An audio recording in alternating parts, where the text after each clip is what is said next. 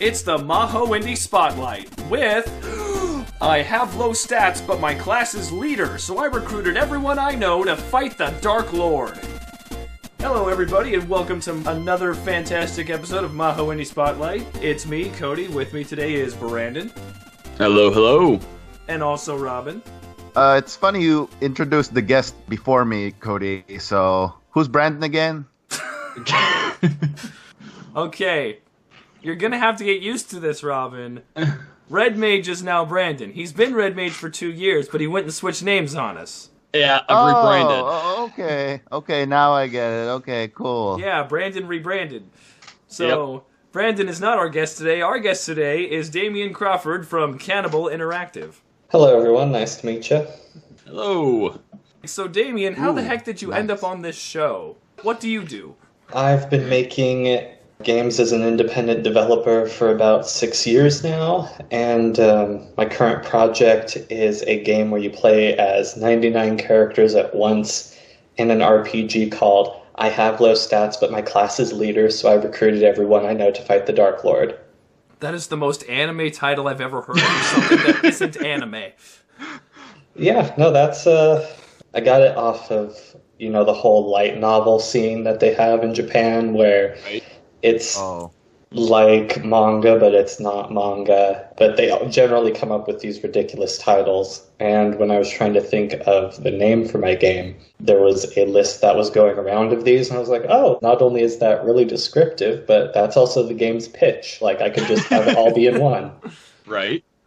Goodness. The abbreviation is about as long as most game titles, so how do you... Yes. Is there any proper way to pronounce the abbreviation besides Ilskilsekt? No, I don't even try at this point. I write it, the whole thing. I write the abbreviation on a business card, and sometimes I will write the full title, but, I mean, you can type in the abbreviation, and even if it's just about half of it, you'll find what the game is. Yeah, I was going to say, there's probably not a whole lot of things that share even half of the letters in their in their own title. So Yeah. The awkward thing is that people will have a hard time remembering the name, but I also get a lot of search hits from people that were just searching one or two words, clearly looking for something else, and then they were like, oh, I have to check this out, so works out Nice. for me. It's a catchy title, especially like with that in that light novel tradition. Is it wrong to try and pick up girls in a dungeon? Oh man, let's find out. Right. For those who haven't played the game, and if you haven't, there's a free demo. And why are you listening to this podcast first? maybe they want a first look review of the demo. Oh man. The gimmick of this game, if you haven't played it yet, is that you have 99 characters, but unlike a classic like, say, Suikoden or Radiata Stories or something like that, you control all 99 at once in your battle party. At once. They are stacked up on top of each other, about a pixel apart, just all kind of layered up there over on the right side of the screen. It is a very good to look at when everybody is just stacked up there. It's super cool. Mm-hmm. I had to move them real tight, yeah. Yeah. Yeah, so I originally found your game because we both follow my dude Rami Ismail from Vlambeer, and you sent him a gif of, like, some progress of your game, and it shows the scene where Josephine, the main character, is talking to the Dark Lord. She's like, I hope you brought an army, and then, she just, like, snakes around the screen to fit everybody on, and then the Dark Lord's like, oh. Yeah, because it has... how in traditional RPGs you'll often have the main character and then behind them you'll have the trail of followers. This has the entire cast of the game behind you, so you have this just snake of 98 characters following the one, and so you just snake around this whole area, and then the character looks at you and goes, it's traditional for like 3 or 5 of you to fight me at once, and then you enter the battle scene.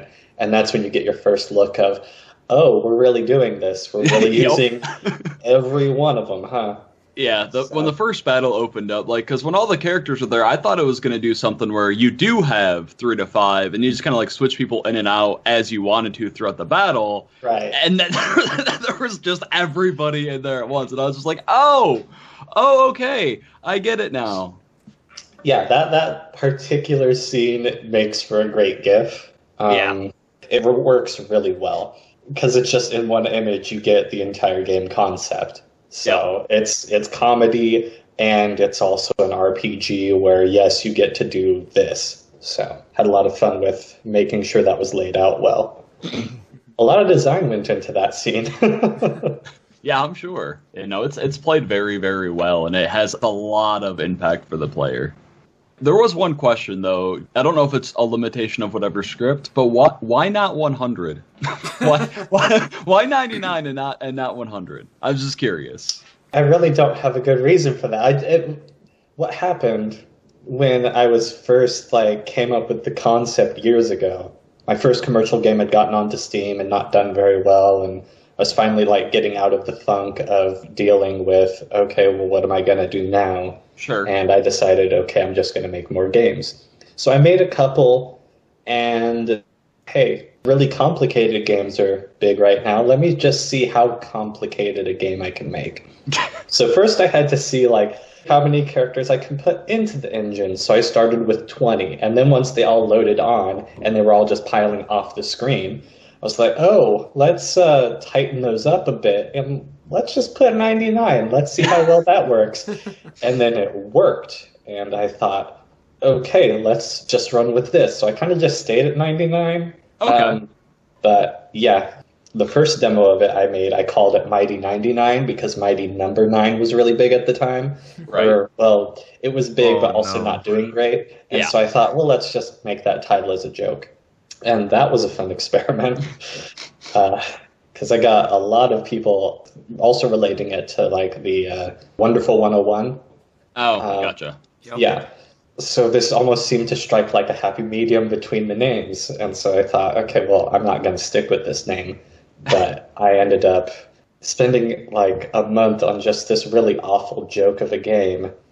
And it gets elaborate. When you look at what the game was and what it is now, it's just so much more playable because the first version was awful. The same joke is still there, but instead of recruiting, it's just you start off entering this room, there's a boss, does the exposition, you snake around the room, and then you fight the boss. And then you see, oh, I have all these characters. And that was full Dragon Warrior style turn-based combat where you had to confirm all 99 actions first. Oh, jeez. Oh, boy, yeah. Also, each character had 4 different skills, except there were no descriptions for the skills, just names. So you had to kind of guess what things did based on who it was targeting. If it's targeting an ally, it's probably not damage. But some of the skills were debuffs that targeted allies. Just because I thought that was a good idea. And 19 different stats in the game, 24 different elemental types, which the elemental types are all still in the game even, ranging from things like the typical slashing, fire, ice, to the more financial damage, legal damage, occupational damage, which are good against some enemies and completely useless against others. I'm a ghost, I don't have a job. Yeah, exactly. It's that sort of thing. Or it's you're fighting a guild house member, and it's well, you can't really use violence to solve the situation, so what can you do? Oh, you can shame him out of the job. That works. Things like that. It was an awful game. To my knowledge, nobody's beaten that version. Somebody quit games after playing it, gave away their Steam account, quit cold turkey, because they tried to play it for 14 hours straight. And had a moment of looking at the clock it's 2 a.m. and I've lost all control of my life. And so they just quit. And so I got a lot of feedback about it. And so I thought, okay, well, people are at least talking to me about this. There's some amount of interest, regardless of the fact that most of it is people being very upset with me. But I mean, if they're upset about the gameplay, and then some people are strangely super into the gameplay, I thought, well, let's make this a full thing. And so now here we are. Yeah, it's definitely an interesting test, just because in general, this many characters on screen at once is not really something that you do. Even in Fire Emblem Tactic games, you have maybe 8 or 9 at most, but. Not this many. Yeah, you've got a hell of a hook. Like, you get to use 99 people at once. Where else are you going to get that? A lot of people accuse RPGs of being samey and stuff, and I mean, sure, parties of 3 to 5, menu-based combat. So to have a breaking of one of the fundamental mechanics of every RPG out there, you're going to get some eyeballs. I think that's fantastic marketing.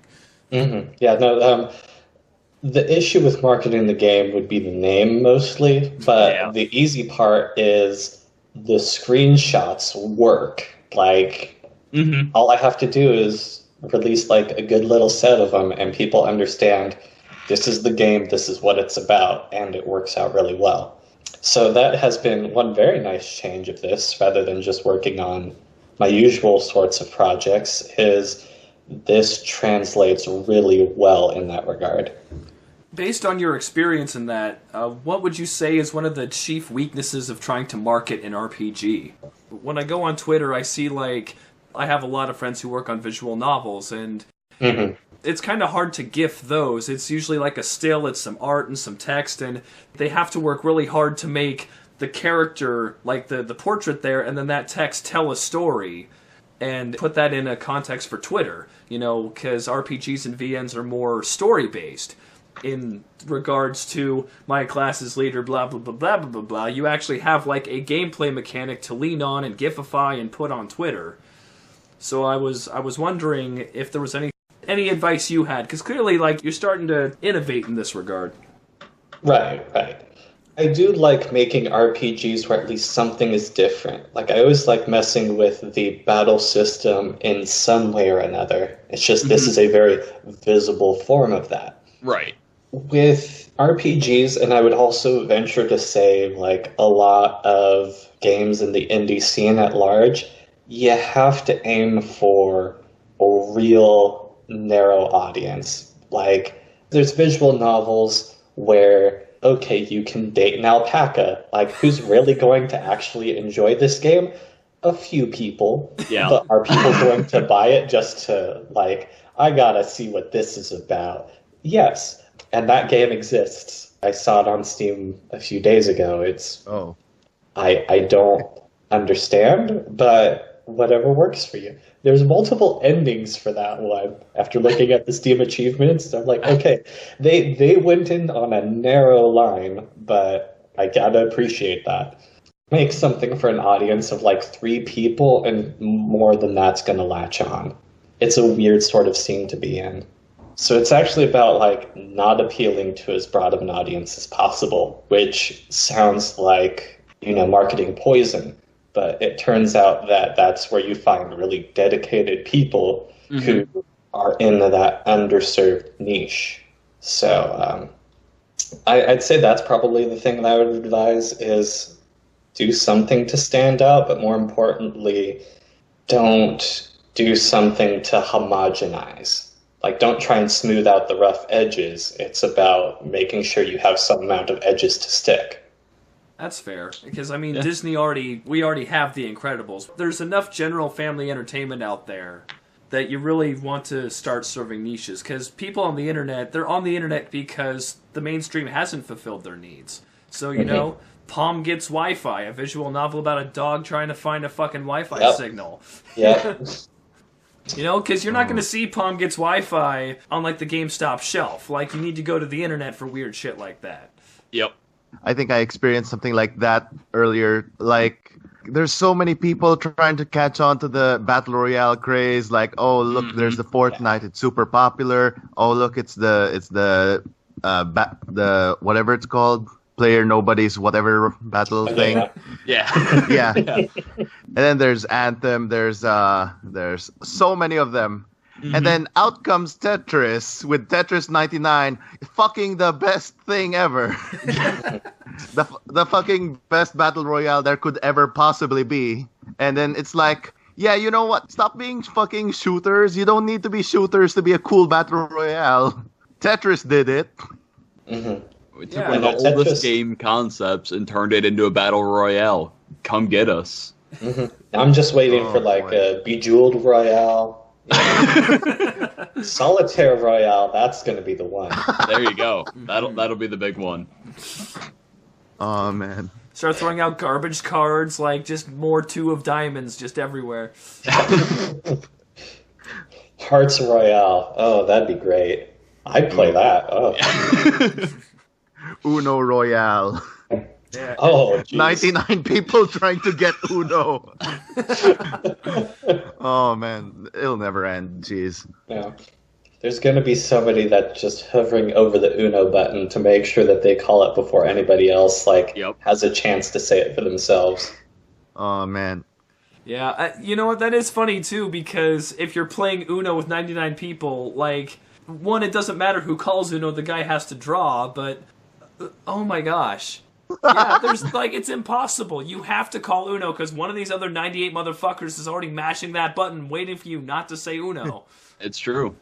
You can have the griefers too that don't really want to win. They just want everybody else to lose, so they'll just keep hitting the button anyway. Every turn, draw 2 cards. They don't care. I've been that person in Battle Royales. It's hilarious. I'll go into a game I accept that I'm going to lose, but this is going to be funny. It's so good. It's really enjoyable. Not necessarily to be trolling people, but to use the game mechanics to kind of make sure that they don't get to do whatever it was that they want to do. You could lead to some weird upsets in the game that way.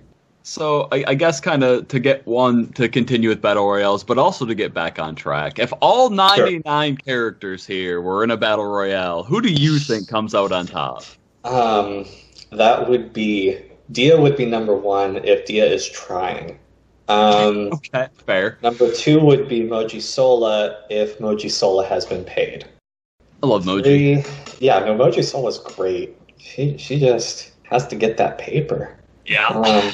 For those who are unfamiliar with what I'm talking about, there's a mercenary character in the game named Moji Sola who has a unique mechanic in the sense that she's complete garbage tier unless one of 4 characters that has money uses a skill that gives her a paid buff so she can actually use all of her other skills. Otherwise, she only has access to slack off. Who else? I think Ebba would probably be a good number 3 contender. Okay. I know Arcturus and Valeria would be top 10, but I'm not sure quite where they'd fall. But they're a strong duo. If we're talking about duos, they're close to number 1. I agree with that. Yeah, you abuse that duo a lot. Oh yeah. Well, I mean, they make several fights easier, at least at the start. Especially because the Dark Lord's weak to light damage, and they have a combo skill that not only deals heavy amounts of light damage that is unrestricted by the damage cap, but it inflicts a debuff that makes the person weaker to light damage. So the first fight, if you know what you're doing, you can get through very quick. Then there's also plenty of fights where you don't have access to every single character. So then it's, okay, let me learn some new combos. Let me see what these characters can do.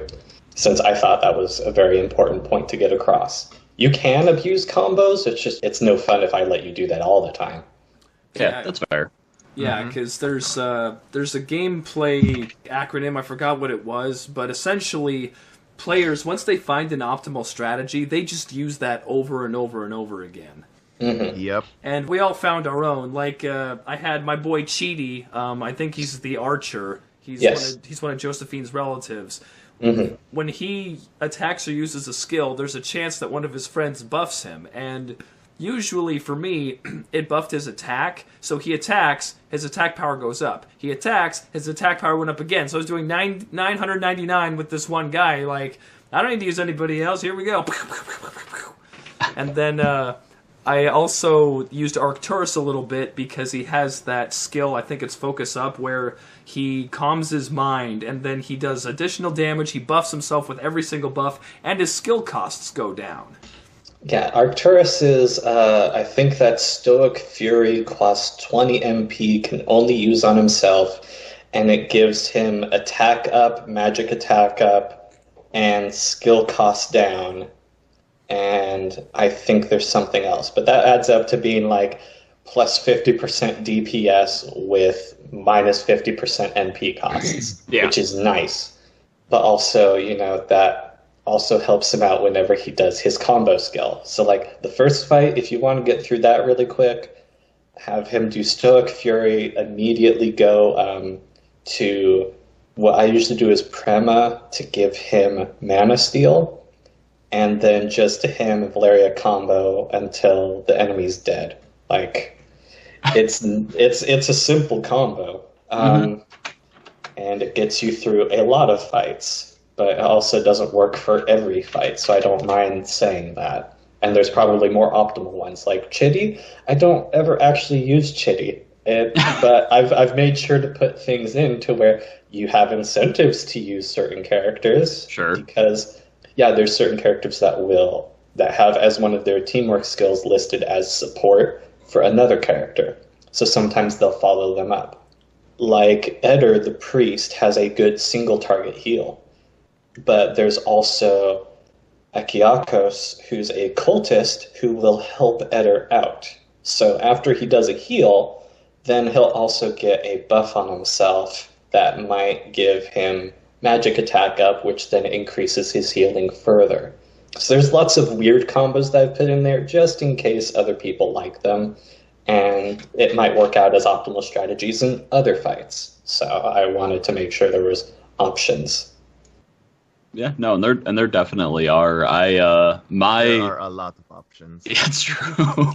my combo for the quote unquote combo for the first half of the game was jumping down to Delizzo, who's got the party wide MP cost reduction, and then basically just letting Majisola kill everything. That was basically it for the first half.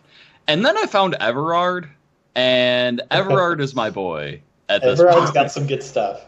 His self buff increases his crit chance, so he just I Delizzo, and then Everard just self buffs, and then I just hit from anywhere from 600 to max damage every single turn. And he's enough to kind of wipe pretty much most things by himself. Yeah, no, he's got some good skills. Another character I have to recommend is Ebba, if only for her superiority skill, which is I have liked that skill a single lot, target, multiple chance debuff. Like, it's only a 40% chance or so for each debuff, but it's also like 8 debuffs. So there was one fight I was actually testing for World 3 because I put that in the early access version yesterday. I uploaded that new version. Oh, nice. There was a fight I was testing that she's in, and so I'm like, okay, I do this, and then I use that, and she hits for like 6 out of the 8 debuffs. I'm like, oh, this just got a lot easier. Like, I'm not sure this is going to be accurate for testing, but I still went through it. There's a lot of little things like that I wanted to put in to make sure that if people investigate, they're rewarded. Right. And I really appreciated some of those group fights where you only have 6 to 10 characters at a time. So one of them is where you fight a ghost. Like, some of the party is out camping, and you have Mojisola and a couple others, and you have to fight the ghost. And obviously, attacks don't work very well, so you have to use skills on it. I liked that Mojisola is in the cutscenes and in the party, but there's not any merchant in there. Yep.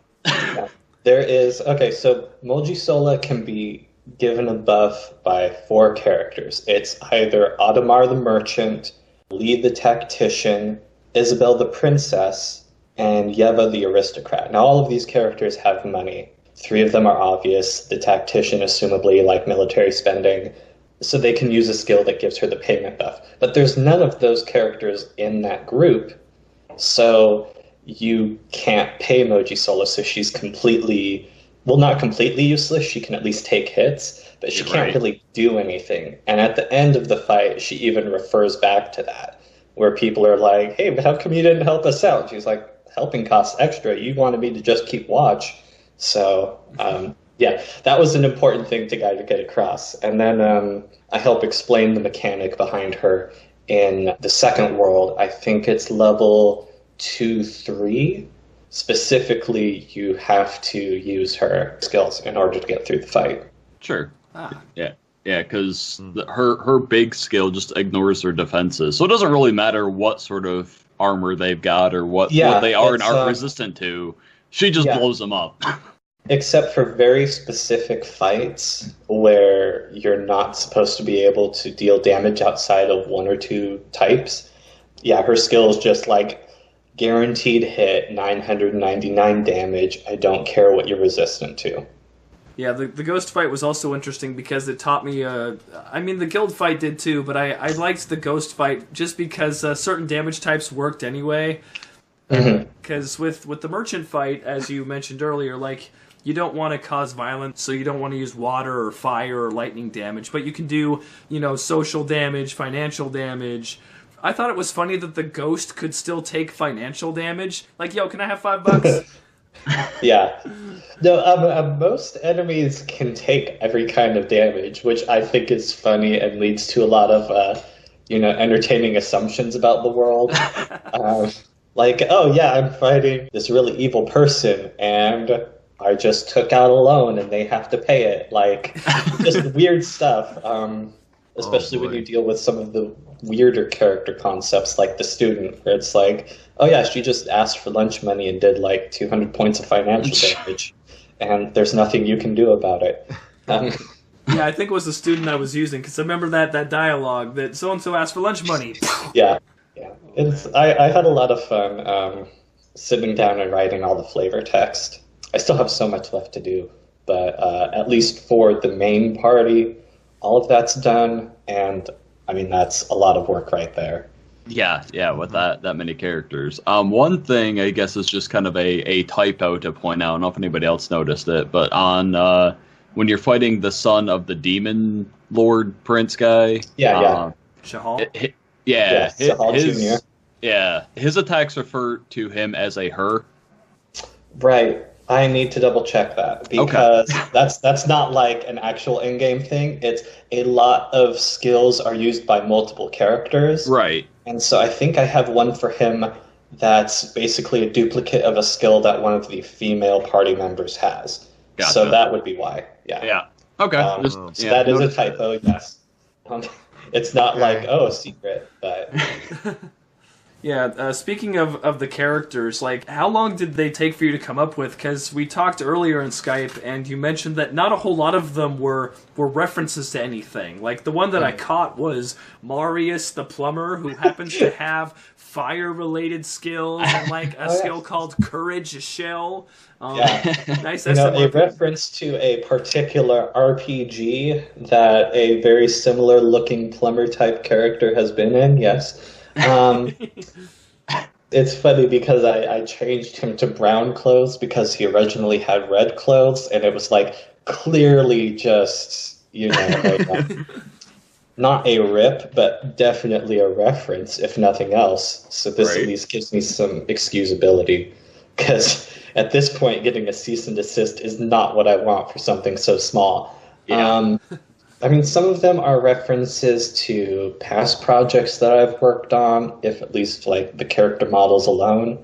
Like Chitty, there's actually in the Forsaken Tower and consequently Hero Run, because I use the same sprites, you could start off as one of 21 different character sprites. And so one of them, when I'd worked on that game, I was like, oh yeah, let's have a character with a mohawk and let's do this stuff. And so I was just like, well, first off, I want to keep that sort of character model. That's a really cool look.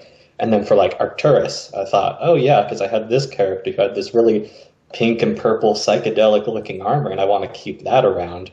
And so kept that with him. But for the most part, it was I sat in a sprite generator and created characters. And then I sat in a name generator and tried to make names that were appropriate to what I had for the character concepts. So it sounds like a little bit of a cop-out, but it also, there's enough writing behind it to where it works. Yeah. Had a lot of fun with that. That did take a little while, but it didn't take as long as you would expect. Right, because you already had a couple of them down. And generator stuff, like, I've dealt with this too, where I don't care who the character is as long as they're, like, in the story. Because I don't give two craps what they look like, you just need to serve your function. So with that mindset, you just make 70 of those, Mm-hmm. I mean, with the sprite generator, there were a few issues I had with it, or, like, I would do some tweaks. Normally it was skin color because the sprite generator has a tendency towards white people, and I was like, okay, we're getting like a 90-10 split here. Let's change this a bit because that's a little much. I'd like it to be a diverse cast because, especially because there's 99 characters. There's no reason not to. But also character ages. That's another huge thing. In RPGs, you'll have like the one 35-year-old, and then the rest are like 20 years old, and then you'll have the one 5-year-old, which I always thought was just like a really bizarre age range to aim for. So a lot of the characters that are in your party, like your character, like the main character's parents, are ex-adventurers, and they're like, okay, well, you know, I still like to go out from time to time. I'll help you out. And so, you know, they're, you know, middle-aged, but they're still in it to win it. And then you've got, like, the War Mage, who's clearly elderly, and, you know, the Secretary and a couple other characters where we actually have some amount of range in terms of age. And also, none of them are children, because that's a terrible message to get across. Children should not be fighting. Like, I don't care how good this person is. They're 8 years old. They need to be at home having a childhood. This is unacceptable. That's why all the adults left the town. Right. Yeah, see, with this, everybody leaves the town, and that's fine because everybody's gone. It's okay. It's not really a big deal. It's a big enough town for 99 characters, but it's not like a big deal that they're gone. Oh, boy. Have you played Fire Emblem, like the Game Boy one, where Nino is this 8-year-old girl with green hair, and she has fantastical magical powers? I have not played any of the Fire Emblem games, surprisingly, because I've played all the Advance War games, and everybody's like, oh, you need to play Fire Emblem. I'm like, okay, and then I never get around to it.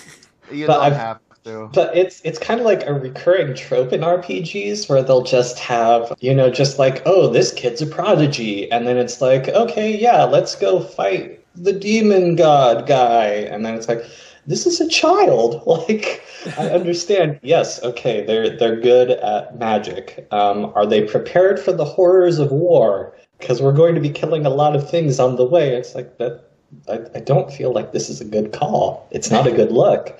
It's definitely one of my higher pet peeves in RPGs. I think my highest one is bikini armor. That's the one that angers me the most. Like, if it has cleavage, that means it's easier to cleave. Like, you're getting no protection.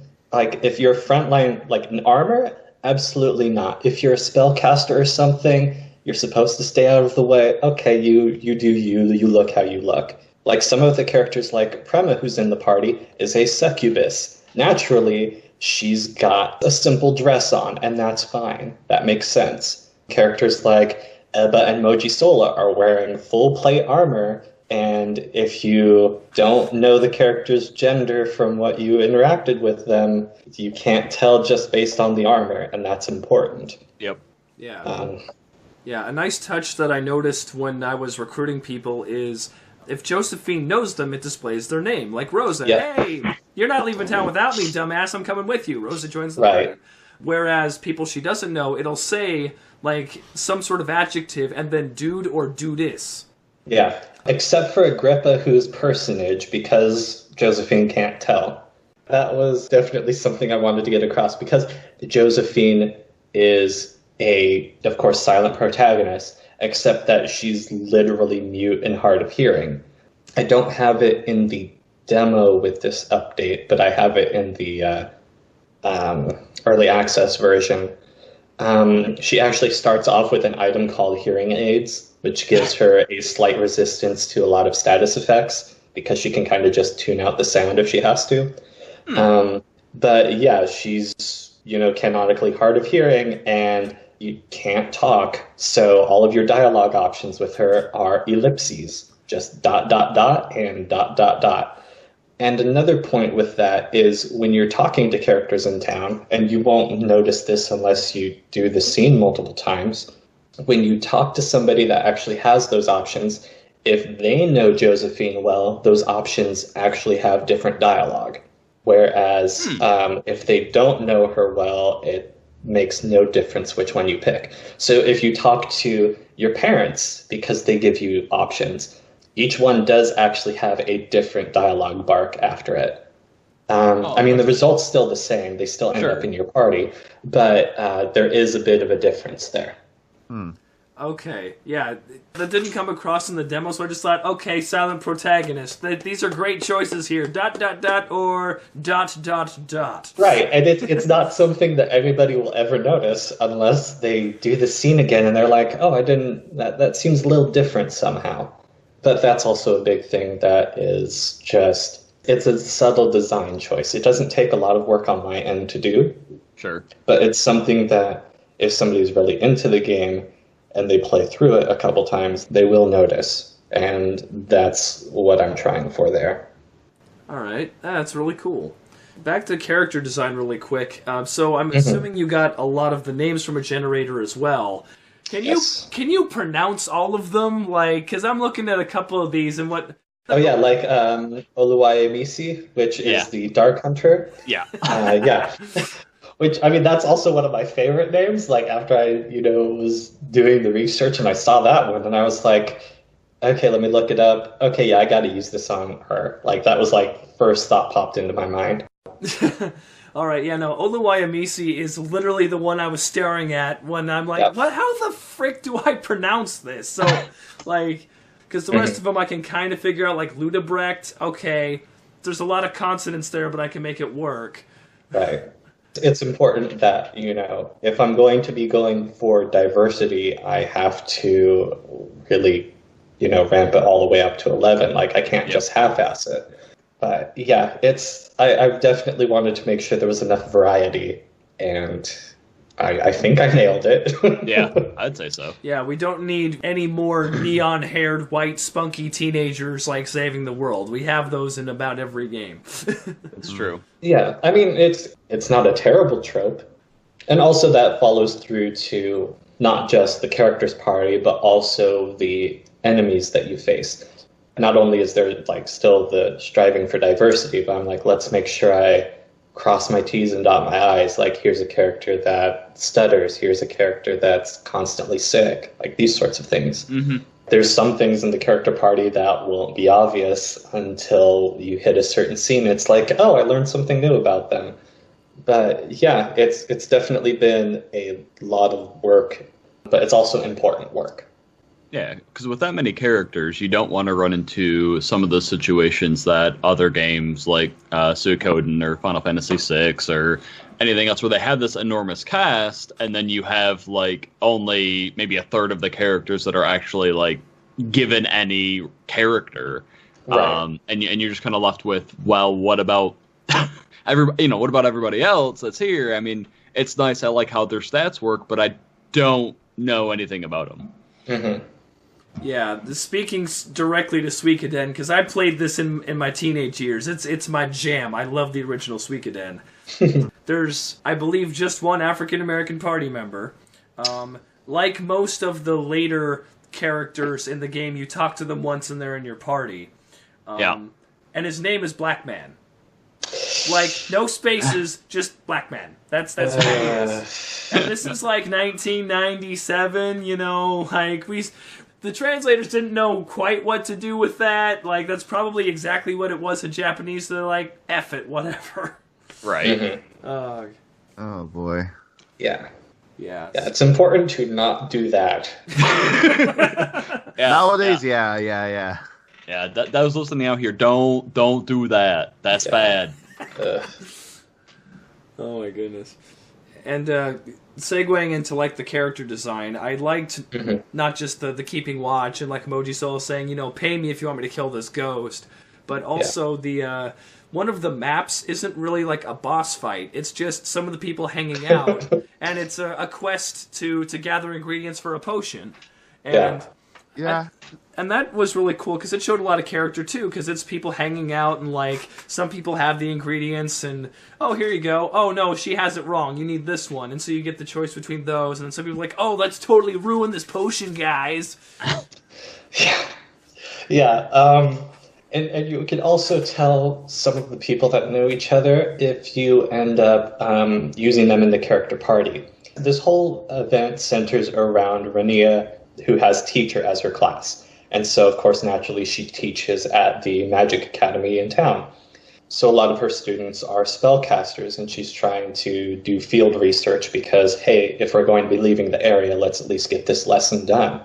You end up walking around gathering ingredients from everybody. And the group of Francis the Magus, who is a student at this academy, is with his friends Ludobert the Bandit and, who else is there? See, this is bad. Oh, Bohan the Swordsman. I gave them, like, purposely kind of suspicious faces, but also, yeah, they just kind of like to mess around and do whatever it is they want to do. And so they're all friends, and you can actually notice in Ludobert's skills, he has 2 support skills, and they work for both of those characters, where he'll follow up on some of their damage-dealing skills with an attack of his own. And it's things like that. Like, if I'm going to reflect it in the game mechanics, I need to reflect it in the storyline, and also vice versa. Like, I want to make sure that you understand that these characters work well together, partly because, and also because, they know each other that well. Yeah, no, and having that marriage between, like, the game mechanics and the narrative is super, super good. Because as soon as I saw those 3 together, that's when I actually went and started, like, looking at some of their teamwork skills. Because up until that point, I hadn't really, like, picked up on the fact that there were, like, it was always the same people supporting other people. I thought it was just kind of like a random chance to happen. So then when I saw those 3 kind of hanging out, then I went and looked at their skills and saw the supports, and I was like, oh, that's how that works. That's really neat, actually. Something that I'm going to be working on for the next update is the fact that even if that character is not in your party, they'll still do a support skill, which is kind of awkward because just how that mechanic works. So I'm trying to think of how I want to best handle it. Because those characters are never really, like, super far off. They're just not able to be in the party for whatever reason. Like, Right. World 3 is a great example of this because World 3 only has 4 fights, but because it takes place inside of a pyramid where it's this, like, whole labyrinth, it's really tight corridors. So you can't use everybody in your party. There's just not enough space. So it's reasonable to have these characters still able to support. It's just not really as reasonable because they're not on the battlefield. So I'm trying to figure out, like, how to do all my phrasings and stuff, really. Oh, you do, like, Valeria tells you to kick its ass. Yeah, exactly. Things like that.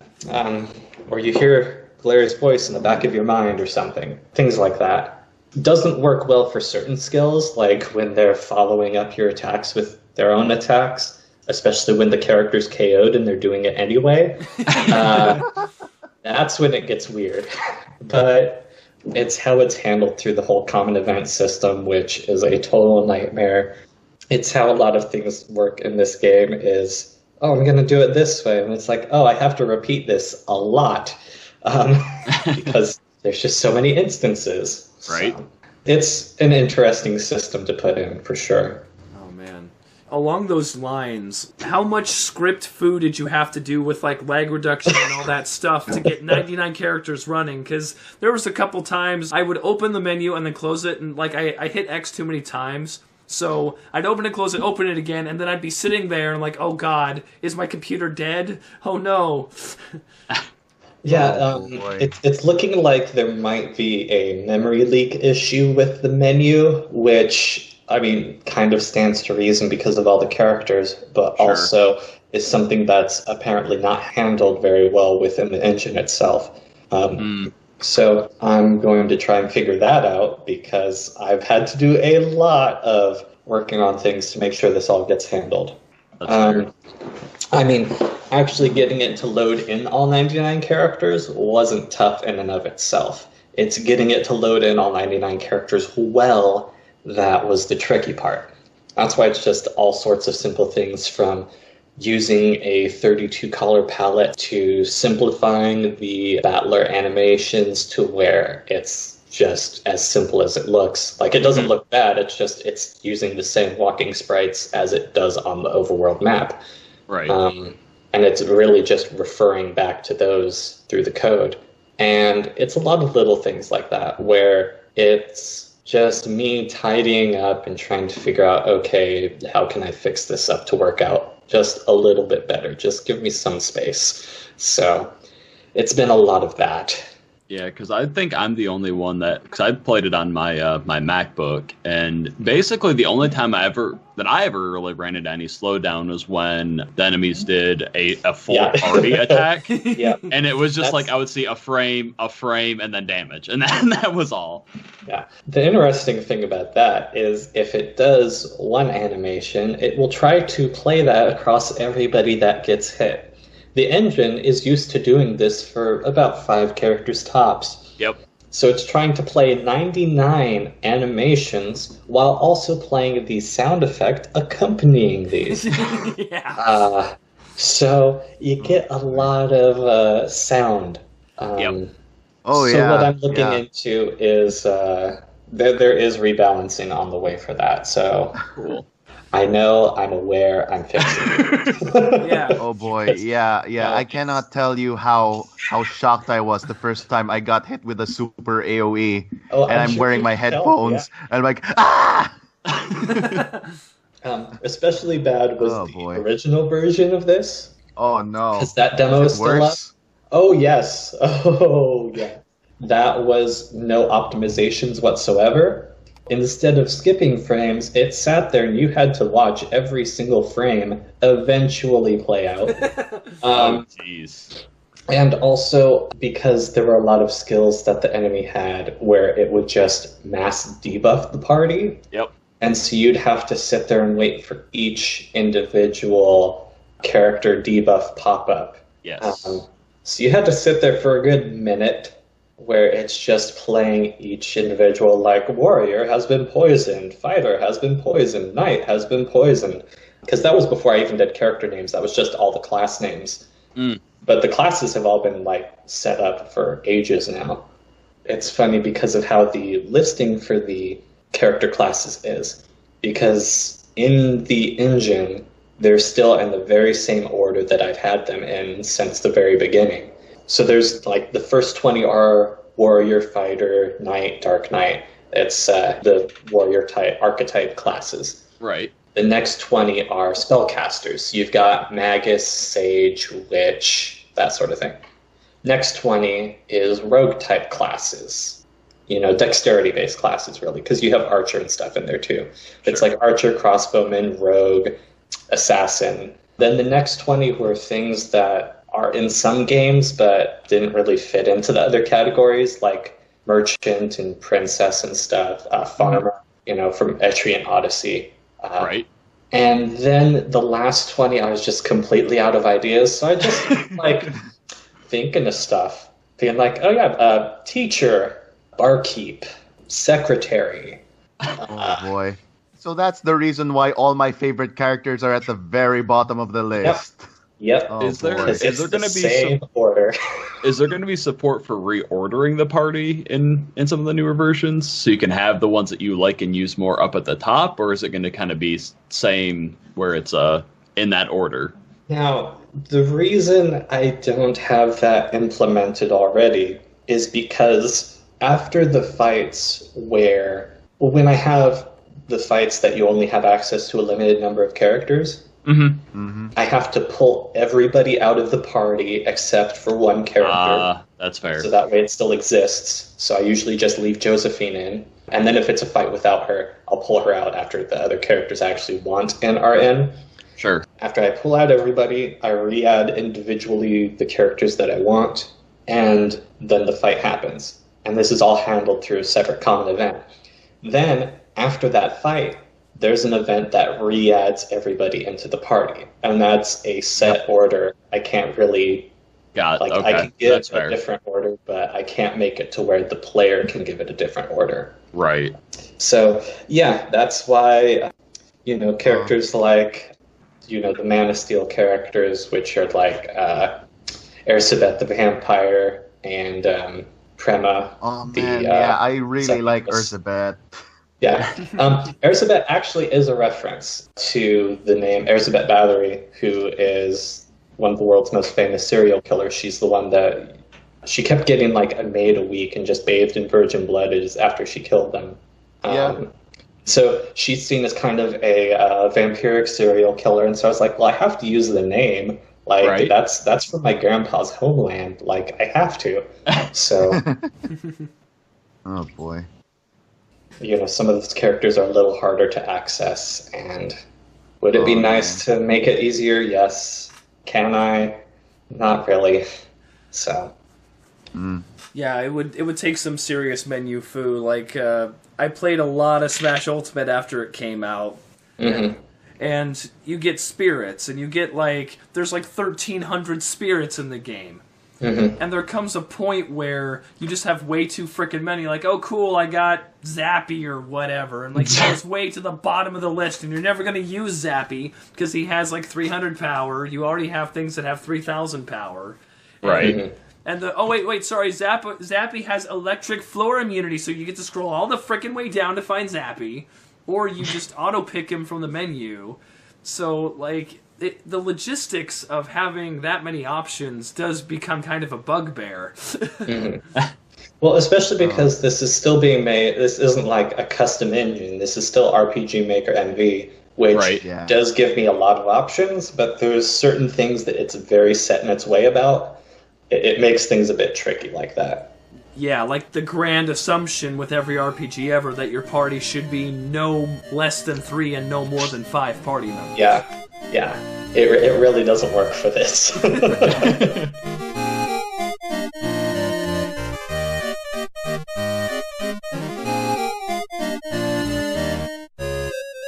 It's taken a lot just to get the combat system to not be painful. Because this is on its 4th iteration of the combat system, which that's usually about how long it takes for me to get it right. So I really like what you've done with this one, because instead of, the painstaking selection of 99 different turns, you do about, I think it's 4 or 5, and you get to pick whoever you want for those. it depends on the enemy. So the way I have things set up is one of the things that this whole battle system reminds me of is raid bosses, in MMOs where people are like, oh, we have to manage aggro. And so I thought, wait, well, why don't I do that? So every skill is set up to a particular variable. And then there's one variable that sets as the boss's maximum aggro. So how this works is if a boss is weak to a certain element, I'll set that particular element higher. So let's say skill does slashing damage. I have it set to a variable that governs all slashing type attacks. And so when you use that, the aggro goes up, and then once the average is a skill contributes about 2 points to aggro. Okay. And it's generally an 8 aggro thing. And so once it hits or surpasses the limit, then it runs through a common event, and it'll say, oh, has this hit this number yet? No? Okay, exit. Or, oh, if it's hit the number, we turn this switch on. And then in that enemy's troop file, once that switch is on, the boss says, okay, let's do this action. And certain bosses will set it up to an order of commands, like how Sumiko will spend her first 2 actions trying to make characters afraid before she uses Terrorize, which deals some damage to everybody, but super heavy damage to characters who are afraid. Right. And then after the boss has taken its action, the current aggro resets to 0, and then it's your turn again. It's not super complex if you're looking at the numbers, but explaining it sounds awful. I love the concept of aggro as a game mechanic because it's okay, you have sufficiently pissed me off to the point where I'm going to make a move. Yes, exactly. Because you can use the left and right arrow keys to swap between characters, but it also, in the engine, considers that as a wait command. So if you go past the last character in the party and it goes over to the boss, they would use an attack. So every single boss actually has only one skill set to them in the engine how you're supposed to, and it's called boss waiting, where it just says, such and such is waiting on you. So they just use their own wait command. But yeah, it's just I've had to deal with a lot of workarounds to make this actually work, because it won't let me just have it stop on the last character no matter what. So you kind of have to sit there and wait and scroll back down again, which, yes, it sucks. No, there's nothing I can do about it. I think it would be funny if you put in, like, so assume somebody does it, like, a second or third time, have the boss say something funny, like, what? Hey, come on, man, pick someone already, and then it circles back up to Josephine. Mm-hmm. That wouldn't be bad, actually. Something I've thought about is actually having it reflect how high the boss's aggro meter is. So that way it's like, oh, they're going to be taking their actions soon. Let me really think about this. Okay. Because certain fights, it does vary a lot. The biggest example, actually, is level 1-8, because, spoiler alert, you fight the Dark Lord again. Nani? Yeah, basically. But she comes with a new move. And so sometimes she'll use this move where she charges... Okay, so the general aggro set is still 8, but this deals with manipulating her maximum. So if she gets skill 3, because she's on a random number generator, if it's on 3, she will use a skill called Charge, which removes her debuffs, heals her slightly, and gives her a specific buff that doesn't add to her stats or anything. But it sets her maximum to 4, so you can only get in like 1 or 2 actions, and then she takes a next action, which is set to, before we do random numbers, do you have the charge buff? If yes, cast Destructive Wave, which hits all party members for about 20% of their current HP, and removes all buffs. Yeah. But then her aggro maximum... I have been hit by that. Yeah. At the very start of the battle. Yeah. But then her aggro maximum is set to 16 or 20, something ridiculous. So, because she has to like recover from using it. Oh, okay. So you get a lot of actions in before she has a chance to use it again. So that's at least a nice thing. Also, because the skill damage is based off of your character's current hit points, it's really hard for her to actually get any kills unless the person's at 1 HP. Right. So it seems like a really dangerous move, but you're still in World 1 and I don't want to actually kill you. So I made sure that this is annoying, but it's not like as bad as it looks. Right. So it's kind of like a supernova from Final Fantasy VII, where Sephiroth like brings the meteor all the way down on you. But it always does like 15/17 of your HP, so it doesn't actually kill you. Right. Like whereas this like doesn't even do that much. Yeah, it's the Weenie Hut Jr. Yeah, that's pretty accurate.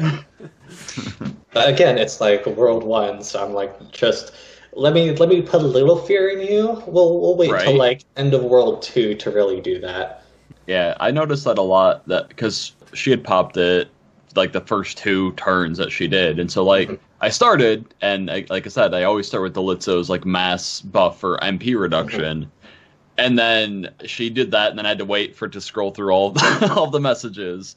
Yep. And then I grabbed somebody else and did the MP buff, and then she did it again, and then I just went again for all the debuff messages. Yeah. Something weird about how the random number generation works is it seems to really favor that move on her in that fight for whatever reason. And I've looked through it. I don't know why, but I'm also okay with it. Like, It teaches the player, like, hey, sometimes this is going to happen, and it's going to suck. Yeah, and that's the way it is. Sure. I mean, and it's fair, too, because, like, the first time when I fought her, basically, and that was still, the first fight and getting used to the system, I went through and basically used all the party buffs, and I used all of the enemy debuffs, And so, like, having something where the enemy has a party-wide debuff all of your stuff kind of teaches the player, don't always rely on that, though, because it's not always going to work. And that was a message that I wanted to get across, at least somewhat early on. Like, World 1 is super well-balanced, because I've done so much testing on it. So you get a little taste of the whole game. The next worlds are where I start doing, like, really specific things. Like, okay, let's just have, some weird fights here. And let me help you understand, like, some things are going to get really gimmicky, and that's just the way it is. World 3 is very much, you have 10 to 15 characters for these fights. And so you got to get used to how they work together. Right.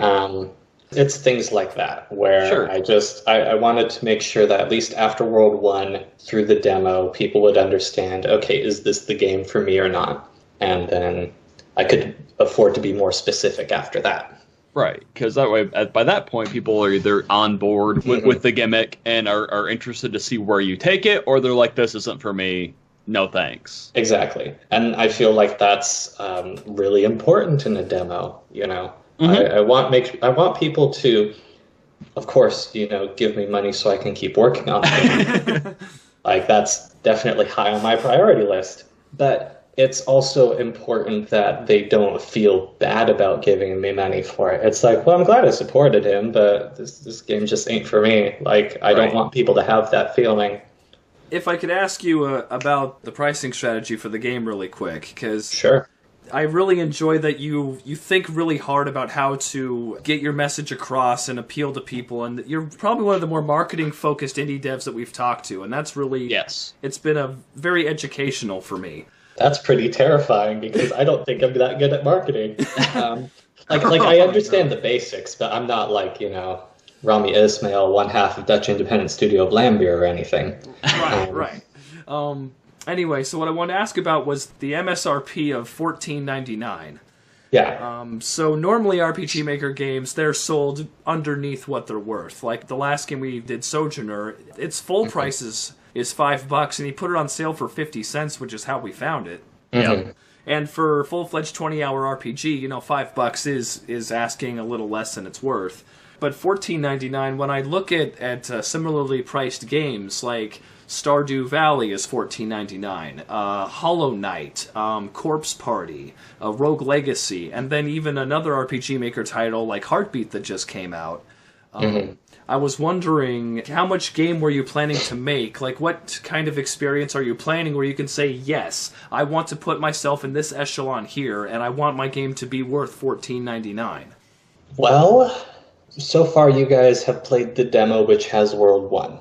There's going to be about 44 worlds. So there's definitely a lot of stuff that I'm planning to include. Because I just got done with World 3, but I also just got done with, like, a lot of fixes that needed to happen. Sure. And so this next week I'm going to have World 4, which is pretty well set in terms of writing and stuff. I just need to, like, do all the tile sets, the art, and test out the NPCs and stuff. But World 4 is going to be ready at the end of this week, and along with several more fixes. And, like, it's been a lot of ramping up, and now I can finally start knocking over this trail of dominoes. So it's going to have a lot more content. And also, I don't like how people price their stuff, and so I'm just trying to kind of counter that.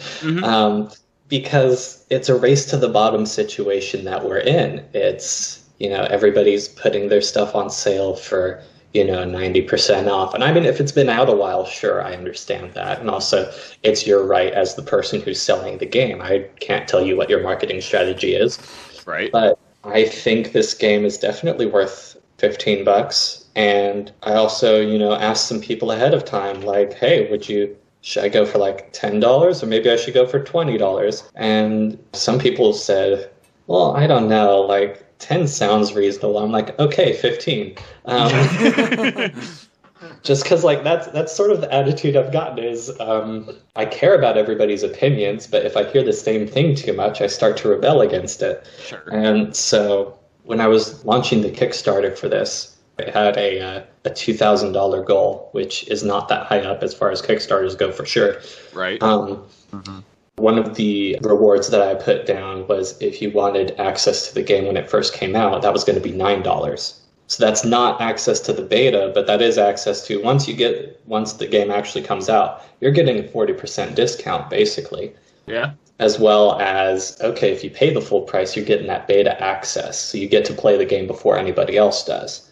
I was nervous at first about the $15 price because, again, there's so many things where you look and it's like under $10 category, you know? Right, yeah. But also, if I do $15, if I do put this on sale at some point, it means I'm at least getting some amount of return.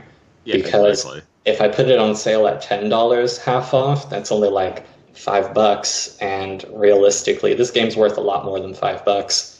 And they're practically stealing at that point. And I do want as many people as possible to play the game, but I also want to have enough money to continue working on games. So I decided, okay, we're just going to stick with 15, launch the Kickstarter. And it worked out, and people paid that much, and a lot of people paid more. So I was good with that. Cool. Yeah, that really worked out. And even still, once it actually came out on itch.io, and I was putting the for sale version early access of that up, you know, it hasn't gotten a lot more people since the Kickstarter, but it has gotten some, and they've all paid as much, if not more, than what the game's listed price is. So I'm happy about that. Nice. Wonderful. I don't have like a huge amount of followers or anything, but the people that I do have, it's like they're dedicated and they're willing to help out, and I'm super, super grateful for that.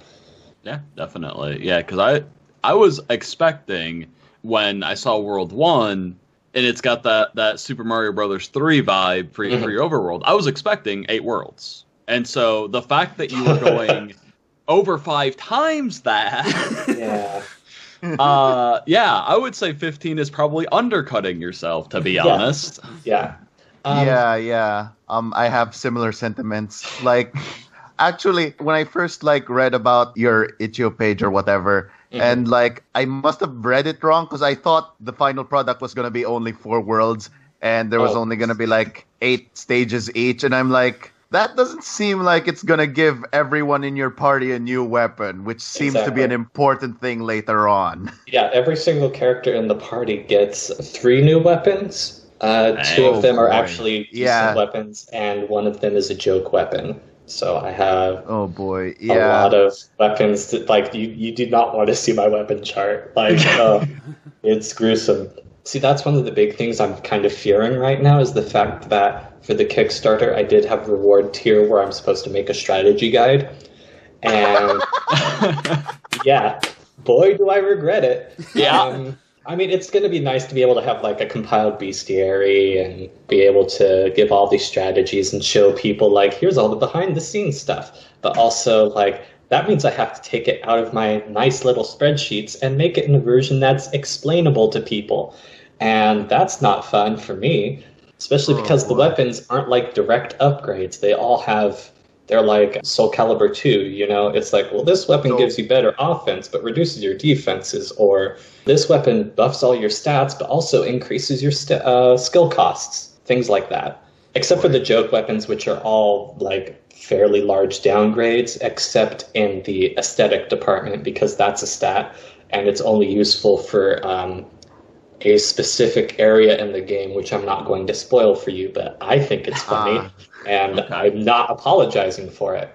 Yeah. It's gonna suck, and everybody's gonna hate me for that specific thing. I don't care. That's fine. At least they had to deal with it, and I'll know they've made it at least that far into the game, which will be too far to quit. Yeah, that's World 40. That's gonna be a rough time. Well, originally I was thinking of doing 8 levels for each world, and then as I started doing some designs on stuff, I'm well, this level really is underdeveloped, so I could just mash these 2 together. So yeah, it's all going to be 4 to 8 levels for each world, and each world is a totally different area. So I get to kind of experiment with different tile sets, and at least things look different, have different background music, and also pertain to different characters a bit better. It's going to be an interesting game by the end of it. Yeah. At 40 plus worlds, you will have a lot of time to flesh everything out by then. Oh, boy. Up to World 11 is actually pretty well set. It's just like a matter of putting everything in and Right. cutscenes, which I hate, and that sort of thing. So where did this number 44 come from? Is this like, I gotta have 99 people in 44 worlds, or is there like a game plan for the other 33 that you have yet to write? The reason I came up to that number, it wasn't like an arbitrary, like, let me take 3d20s and see what they come up with. Oh. What it comes down to is I wanted each character to have at least 3 spots in the game where I flesh them out a bit. Okay. You know, one spot to kind of introduce their character arc, one spot to as the body of the character arc, or if it's a really short character arc, like they're just, you know, a very introverted character, or they really just don't have that much going on, at least have like a comical character arc. The third one's kind of like to round it out and kind of finish that on a good note. Sure. For 99 characters to have 3 different things each requires a lot of space. And then there was some Kickstarter backer rewards which allowed them to put in like their own sorts of levels. I got 5 people that submitted to that, so I had to kind of work around that. So I made sure there was I started designing that in advance, and so I made sure there was enough space for people. Right. It's either 43 or 44. I'm not going to look at my spreadsheet right now because I think I took it out. It's a lot that I have planned out, at least for like what each character is going to do. Up to World 5, everything's pretty well set. Like, okay, I know this is how this is going to go down. 6 through 11, okay, I might do some compressing here, but we'll have a look at it and see. And then up through that, it's I know what characters are involved. I know what some things are going to be, but by and large, that still needs to finish sorting out. Gotcha. In the context of this game, you get all 99 characters at once, and yeah, and in most games, TV shows, anime, they introduce you to a couple characters, and then more come on as time goes on, and then they fill in those arcs.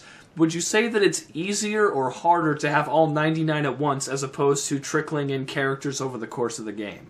I thought about trickling them in over the course of the game, because that would be able to give them this whole introduction, and you could space out like, okay, let's see who works together well with what, and like, oh, I got this new character, let's test them out. But instead, first off, I needed to make sure that the big payoff was early on. The gift that everybody's seen of the game, if they've seen the game, that's level 1-1. Like, Right. That's out the gate, this is what you're getting into, this is what you should expect. And I believe that was very important to get across as early as possible. But also, if I'm planning on having all 99 characters in the party, why not give that to players early? Because what I can do with that is give them a taste of all that power, let them realize they don't know what they're doing, and then go, okay, here's more levels so that way you understand, like, oh, here's where you can only do this. Oh, here's where you only have this many characters. It's a lot more interesting to give players power and then take it away and feed them in bite-sized chunks of it, rather than just letting them ramp up to it by the end of everything, giving it up front and then, you know, kind of piecemealing out like, you still get this, but you have to do it this way now. And then they're like, okay, you know, I can do that. I can't say whether one is better than the other. I can say that I don't see this as often, and I think it's a fun way to take it. And it's kind of a similar-ish approach to the more favorite games talked about on the podcast, Final Fantasy Tactics, because you get your party at the beginning. And, I mean, you have to build up your classes, sure, but you have everybody that you're going to have at the end of the game, more or less, at the beginning. So it's kind of in that same vein. You get to have everybody at the start and just kind of learn everybody's niches as you go. And I think that's a cool way to do it because, again, you don't see it very often. I love Final Fantasy Tactics. That was definitely one of my most played games on my PlayStation 1. I maxed out the time on it. That was a fun time. I had a character. It was like one of the very early characters I got, Abraham. Just like, you know, miscellaneous NPC number 3. Yeah. He started off as an alchemist. Most of the game, I had him as a white mage. And he eventually, you know, learned all the other spellcasting things. But the weird thing was I never had him as like a ninja or a thief or any of the high-speed classes. But he had so much speed. I don't know why, but he was like speed 11 by the end of the game. And I was like, why do you have this? Like, we're going Orlando, Ramza, Abraham? Like, you're a calculator with 11 speed. This is stupid. I'm cool with it, but I don't understand it. So it was just the silliest thing to be able to be like, okay, these two go and CT5 holy. And I won because I gave everybody in my party chameleon robes. Like, it was silly. I liked that game. I would do silly combinations like 3 dancers, 2 mimes. Everybody was Nibus. Yep. Just to like hit. Yeah. It was just the silliest combo. Was not good in the vast majority of fights, but it was silly to do. I guess maybe that had a lot of influence on this. I don't know. I usually think of Dragon Warrior 3 as the big influence on my RPG design, both what I like about RPGs and also what I don't like about RPGs. Because there's a lot of things in that game that I do enjoy, but there's also several things I would have done differently. Mm-hmm. And since I'm making the game, I can decide to do those things. So I am the captain now. Yeah, that's how it goes. I get to make these decisions. I don't like how this leveling system works. No leveling. Not happening. Oh, I don't like how the equipment system just progresses this way. Like, is there an in-game reason? Like, this is where the mines are located or something? No, not doing it. You know, things like that. Also, like, gold weapons, gold is a really awful material for weapons. Why are you doing this? So the gold weapons in the game are like the joke weapons. It looks nice. I wouldn't use it. So yeah, it's a lot of that goes into the design of the game as well. Yeah, I enjoyed the creative reduction you did, as opposed to having 19 stats still. You pared that down, but also there's no leveling in the game, and there's no. Well, there's a little bit of equipment, but it's not like, say, Final Fantasy Legend 3, where you have to buy the armor, the helmet, the gloves, and the boots, and Gotta get that Genji gear. Right?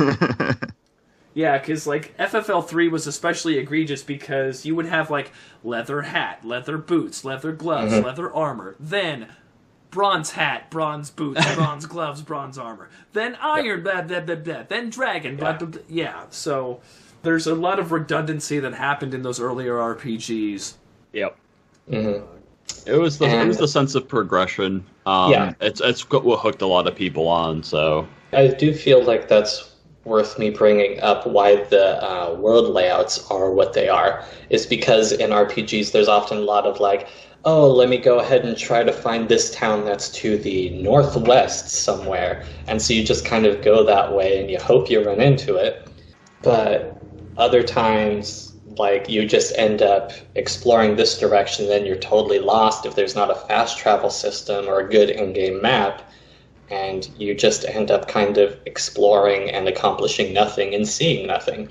And so I figured, okay, well, let's pare this down. Like, let's get rid of all the extraneous stuff and the artificial game lengthening, and let's just put in game. Like, okay, you leave the town, you go to the level, you do the fight. Or, okay, we're not going to have a fight in World 1-7. This is just going to be an exposition area, but that's fine. I take you immediately to where that takes place. You do a little wandering around and talking to people, and then it's back out on the trail. So I get rid of all the extra stuff, which I feel doesn't matter to the game. So that's why the world layout is the way it is, why it looks like Super Mario Bros., the original ones, but it's still an RPG. I really enjoyed the juxtaposition between Sojourner last month and your philosophy this month, because you have 99 characters you have to flesh out. You have a lot of stories you have to tell. So let's not waste a whole lot of time, exploring a world and introducing that complication. You're here for 99 characters. Let's focus on that. Whereas in Sojourner, there was a lot of wandering and exploration, but my characters for the podcast playthrough were bacon, pepperoni, pizza. Yeah. That's... I mean, and that's, they even talked about it where it was clearly inspired by the original Dragon Warrior games, Dragon Quest games, whichever region of the world you were in. Right. But, I mean, they're two very different RPGs, but it still holds to the core tenet of, okay, what sort of demographic am I going to get that's playing this game? because if you're going for classic graphics, they're going for classic gameplay. I'm going for somewhat classic still, but definitely a lot different in terms of pixel art. Also, when you look at how the battle scene looks, it's like, okay, I'm in for a different experience, and so I give you that. Yeah, I can definitely agree with that. Any final words from you guys? Anything that we might have missed going over this? The only... Oh, yeah, I have one. Okay, you go. Robin's talking, what? Okay. Okay, look, I'm a little tired, so just let me ask this. Sure. So, at the town, I was like, everyone was following, the whole party was following, lining up. I lined them up to look at the party, and I noticed, like, I don't want to get any weird ideas or anything. Why so much purple? That is an interesting looking question. Okay, but the real answer to this is there's a lot of games that are really monochrome, monotone, sepia, like just they don't have any real expression of color. And so that's why a lot of my colors are super saturated and just like, yes, this is what's going on the screen. You know, purple is a good indicator of that. So that's why there's a lot of, well, not a ton, but a decent amount of like purple and magenta and stuff is, well, why not have this? Like, no reason I can't do it. And so I even experiment with that with like, yeah, let's have purple armor. Yeah, that looks tight. Let's just do that. So there is a point to that, just because I don't like looking samey. I want things to stand out. And so purple's a pretty decent way at doing that. That's why Arcturus like looks like fairly standard, and then you just see his armor, and it's like, okay, that's different. Yeah, and it's not like there's a lot of purple in the environment, so it helps them to stand out. Yeah. Okay. Well, because like I happen to like the one hero guy who wears a lot of blue. Yeah. You know. Yeah. I mean, nothing to do with my name or anything, but like Right. I kind of prefer it if. I don't know. It's just my preference, I guess. Never mind. It's Oh, okay. boy. People are allowed to have preferences.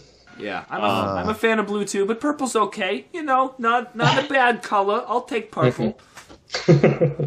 Oh boy. Brandon, you had a question or something? I did. Mostly it's just kind of an amusing thing that I noted later on is you get Oswald, and he's a magician. He's dark-skinned. He's got a hat pulled down over his eyes. And then you also have Joaquim, who has a hat pulled over his eyes and looks kind of like if you had barbered Oswald. And Joaquim is a barber. So I don't know if that was intentional or not, but when I was playing through the characters, I was like, is Joaquim just Oswald being like doing a magician's trick here? That would be interesting, wouldn't it? It would be. But no, I saw that when I was like just kind of scrolling through the characters, because there's a lot, and I mean they all look really different and unique, except for those two, and I was just kind of like, is there something here or not? Yeah, the big issue with the sprite generator that I used is that that's how that accessory looks no matter what you do. Yeah. Right. Yeah. But also, like, I wanted it to come across that both of them are doing it to look cool. Right. Like, Joaquim's doing it because he's bald, like super bald, like just big baldy over here. Yep. And he feels uncomfortable with that. Whereas Oswald, he's trying to look mysterious when really he's just ridiculous. Fair enough. Which that'll come across later. But of course, like when you have characters like actual spellcasters like mages and sages and witches, and then you've got a magician, of course it's not going to be real magic that he's doing. It's going to be parlor tricks and stuff.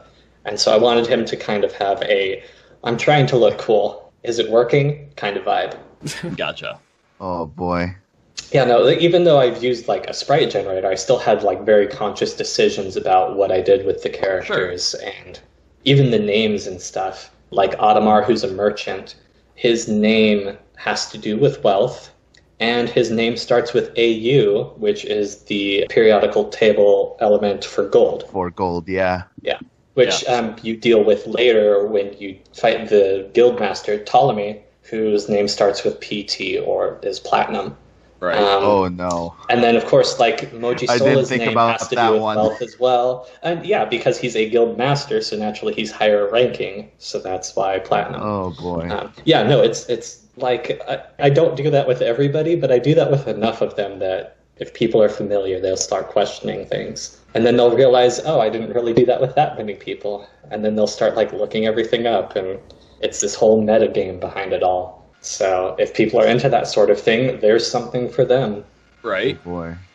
Now, see, I assumed Audemars was, and now you can say that this is what it was later on, was Sure. a reference to the Ottoman Empire, who were like the big trade spice merchants and that sort of thing. Yeah, that's another reason like that works out so well, right? Mhm. There's a lot of things where like I did it for one reason, and then it's like, oh, I guess it works for this too, and I'm going, that wasn't intentional, but maybe I'll say it was. Exactly. There you go. There you go. Yeah. Oh boy. It's not chock full of references, but there's enough stuff that refers to other things. Sure. To where if you're in the know about it, cool. But importantly, if you're not in the know about it, it doesn't take away from the experience. Right. Right.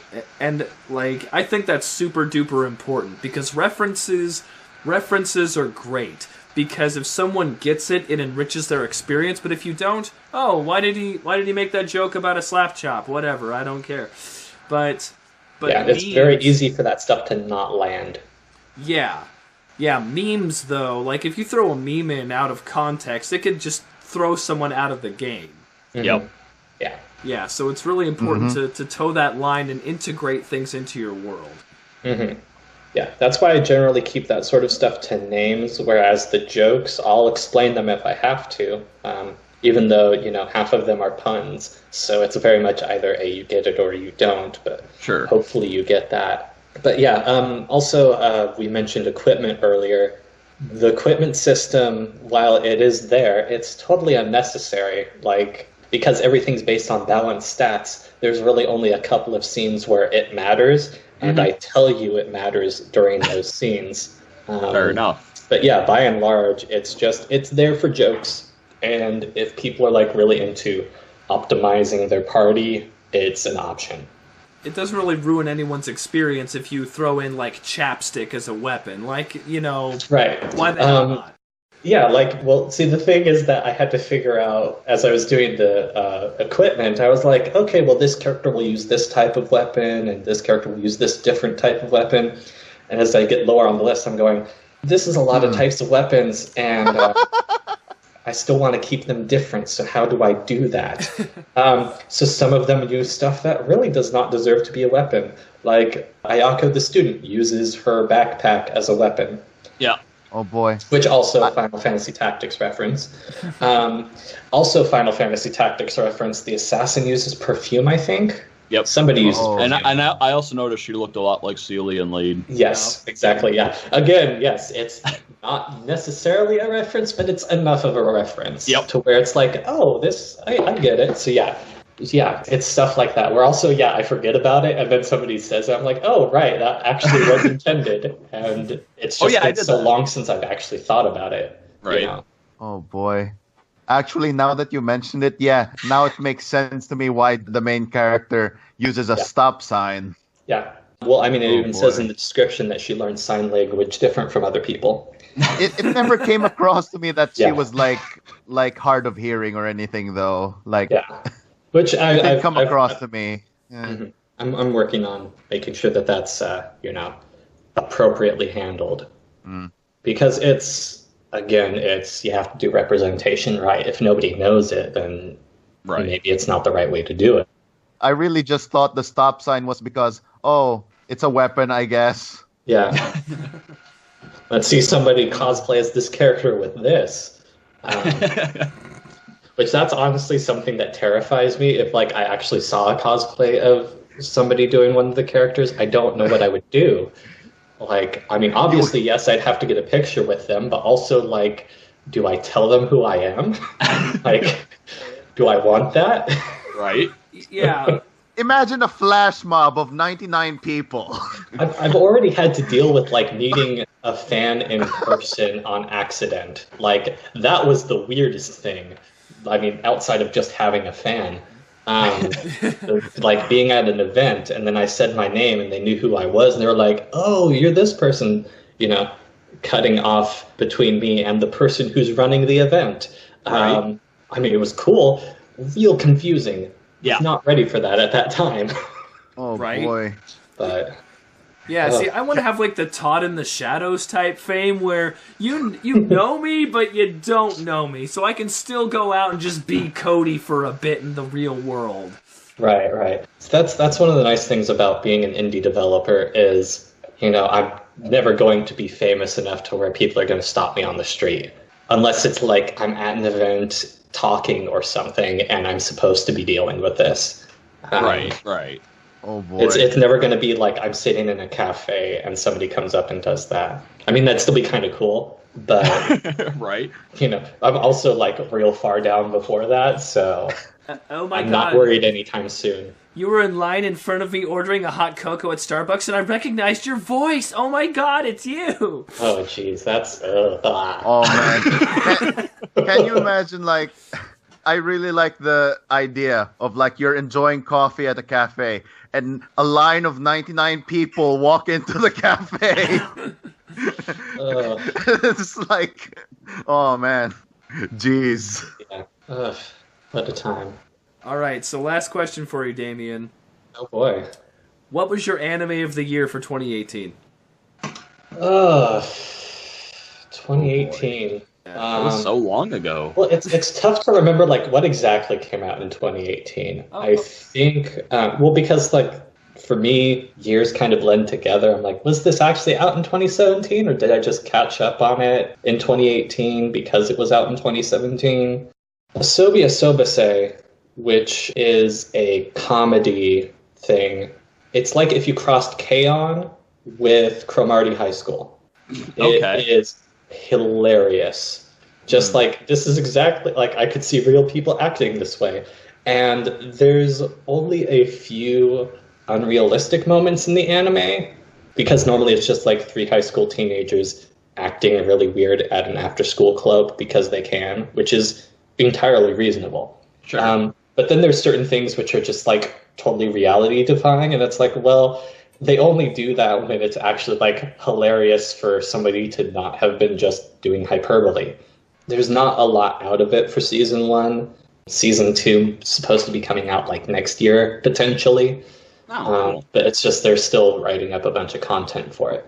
But it's great. If you're into games, not like video games, but like gambling and stuff, there's Kakegurui that's out, which is great. Oh, that It's one. great. Yeah, I enjoy those sorts of anime and manga, like Akagi, where it's like, oh, this is Mahjong, but with ridiculous stakes, and there's just so much, there's mental back and forth. Right.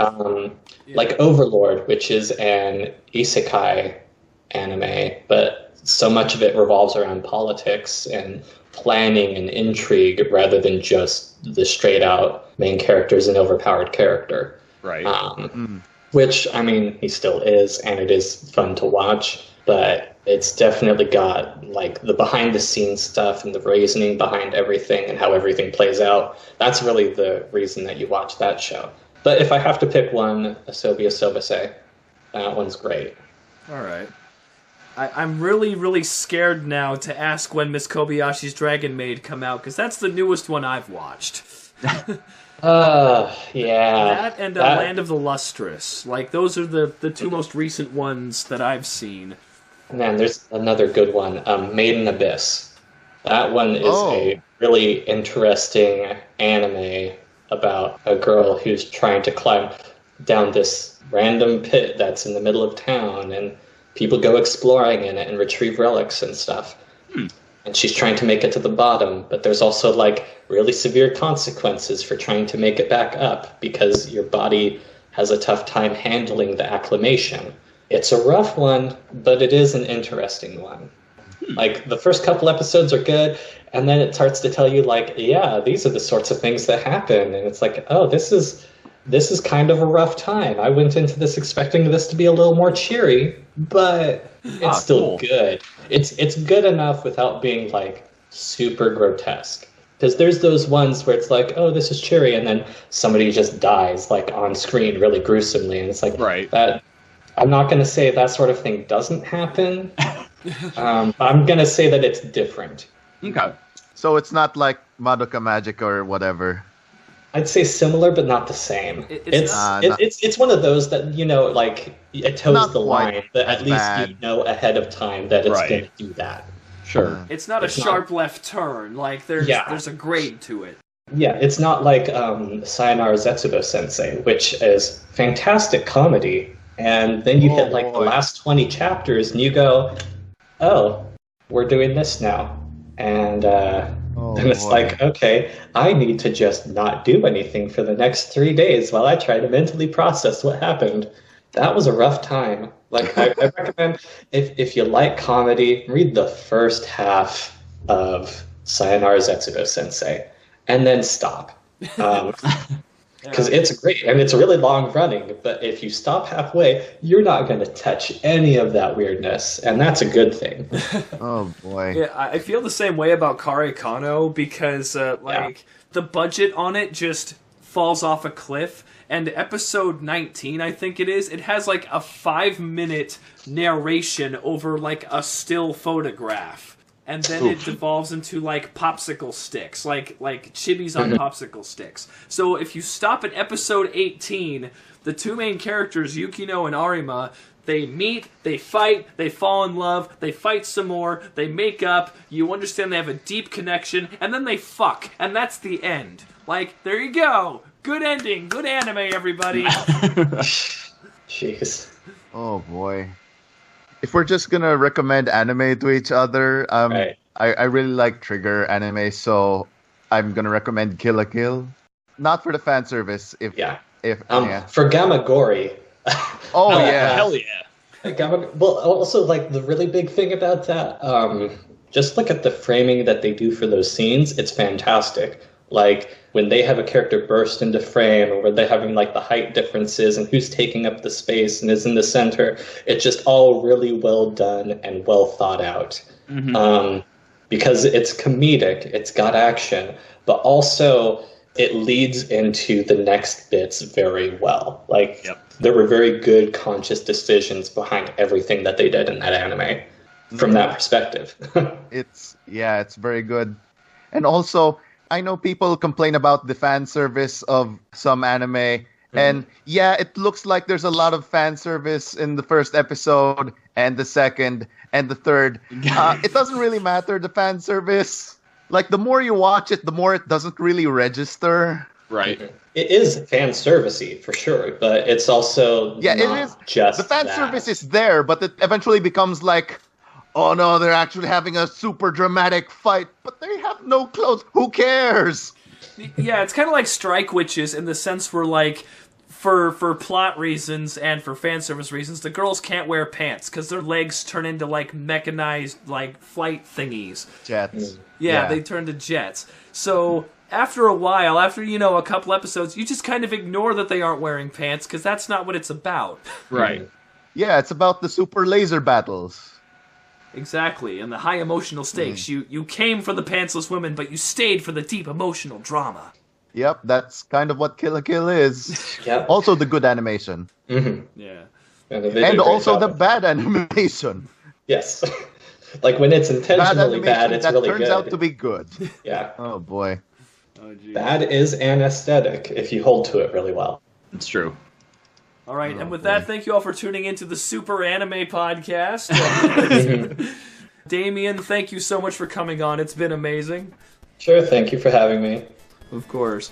And this is Cody. We'll see y'all next time. And this is Brandon. We'll see y'all later. This is Robin.